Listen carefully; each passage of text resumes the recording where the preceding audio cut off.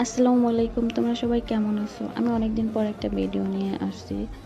আজকে আমি পাস্তা রান্না করব। তো পাস্তাটাকে সিদ্ধ করতে দিছি আরকি। তো সিদ্ধ হয়ে গেছে।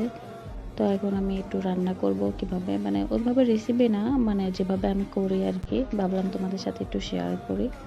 তো এখানে আমি গাজর, ডিম, তারপরে হচ্ছে মুরগি সবকিছু দিয়ে একসাথে মানে মিক্স করে সুন্দর করে একটু ভেজে নিব আরকি। দেখতে পাচ্ছ। তো এটা আমি আর কিছুক্ষণ একটু ভেজে নিব যাতে মানে আর একটু পানিটা শুষে যায় বা একটু টেস্টটা বাড়ে। তো আমি অল্প কিছুক্ষণ ভেজে নেওয়ার পরে মানে কালারটা তো তোমরা দেখতেই পাচ্ছ অনেক সুন্দর একটা কালার আসছে। জাস্ট মজাও হয়েছিল অনেক মাশাআল্লাহ। অনেক টেস্টও হয়েছিল। তো অল্প তেলে রান্না করছি আমি। আমি খুব বেশি একটা তেল খাই না যার কারণে একটু মিডিয়াম তেল ব্যবহার করছি এখানে। তো আমি পাস্তাটা খাওয়ার পর ভাবলাম একটু চা খাবো। তো একটু চুলায় চাটা বসাই দিয়েছি।